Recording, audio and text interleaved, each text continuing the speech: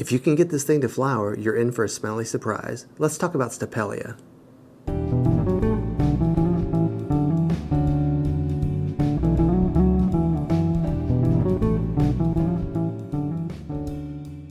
What's up, fellow plant enthusiasts? My name is Dylan and this is Bane's Botanicals. Today we're going to be talking about Stapelia. Now, Stapelia is a really interesting succulent because of its flowers. Now, this one isn't flowering. I think this one's just a little bit too small to flower, but I have seen plants only slightly bigger than this that did have a tiny little star-shaped flower. Now, these star-shaped flowers are visibly hairy, and they have an unusual property that they smell like rotting flesh. When we think of the term corpse flower, this isn't necessarily the one they're talking about, but you could technically give it the common name corpse flower just because that's what they smell like. Now, what's really bizarre to me about that is how does a plant figure that out, right? I mean, how does a plant go from I'm just a plant doing my thing to, oh, I'm just going to make this flower that smells like rotting flesh because I know what that smells like?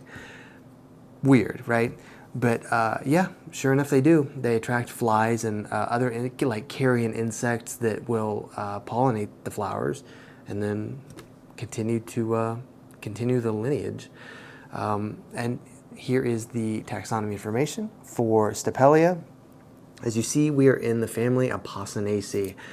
There are a couple of plants that are houseplants in the family Apocynaceae. One of the most notable ones is the Madagascar palm, which is Pachypodium. So another kind of bizarre succulent. So really, Apocynaceae is just weird. It's also known as the dogbane family. So if you guys know what dogbane plants are that are outside, same family. As far as care goes, I've had mixed results with Stapelia. This one's doing pretty well. It's kind of spreading out. Like it was a little more compact when I got it, and it's slowly, I mean, it's starting to get the extra little bits here that have grown since I got it. I think I've had this, I got it earlier this year, so it's been a few months. But the first one I had got some sort of black spots on it that looked just like somebody took an ink pen and like poke, poke, poke, poke, poke. But I didn't know what it was, and rather than try to treat it, I just thought, well, I'm just going to go ahead and let this thing go. It could have just been a fungal infection, bacterial infection, I wasn't sure, but it was such a small plant that it was just easier for me to get rid of it because I didn't want it to spread. But this one's been doing just fine. So that first one may have just been a bad run of luck, but I'm really hoping I can get this to flower because I think that would be awesome. You know, in a weird, morbid way, I kind of want to smell the flower, right? I mean, if somebody tells you a flower smells like a corpse or, you know, dead meat, like, of course you want to see if it's true, right?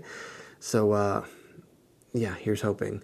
Now, as far as care goes, Stapelia is kind of a typical succulent in that regard. It needs bright and direct light, probably not direct sun, just to be safe. But the more light you give it, short of that direct sun, the more likely it is to actually flower, just because it's going to have a lot of that energy for photosynthesis, from photosynthesis. As far as water goes, it doesn't need to be watered very much. It's a succulent, so it needs to be watered more than a cactus, but less than a tropical plant. It's not really meant to stay dry for a super long time, but I usually water this one about once a week, just so that it isn't stressed out. But when you do overwater a succulent, you run into things like root rot, you run into things like bacterial and fungal infections. So that's the main reason I have this in a terracotta pot, so that the terracotta actually wicks the moisture away from the soil after I water it, just to be safe. Now, the soil is a cacti succulent soil that has just that extra perlite and sand for drainage. And I fertilize it basically every 2 weeks during the growing season, and then during the dormant season, late fall, winter, early spring, I don't fertilize it at all.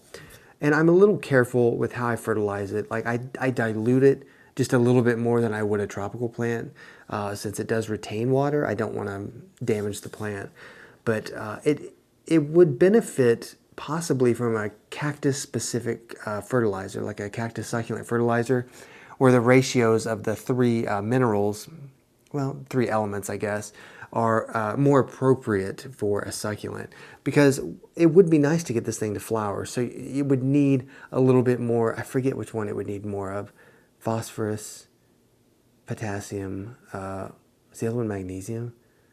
Y'all are putting me on the spot, and it's like getting close to my bedtime. But anyway, something to look into. And as far as humidity goes, it doesn't need humidity. It's just a succulent. Humidity would actually potentially open the door for more bacterial and fungal diseases, because moisture could get trapped in the crevices of the plant and potentially cause rot and things, so not good. So try to keep it, you know, in a dry area. It looks like it would poke you, but it won't. I mean, I guess if I poked really hard, no, not even then. It's not stappy, so you can touch it and it's fine. But yeah, let me know if you guys have any really cool species. Not 100% sure of what this species is specifically. I'm not really that worried about it. But if you have a different variety, I'd love to hear about it. Or if you've gotten yours to flower. If you did get it to flower, how old is it? What did you do to get it to flower? So yeah, looking forward to seeing what you guys have to say about this. Thank you guys so much for watching. Thank you for everything that you've done for me. Just being here and being a member of this really cool audience. I appreciate that so much.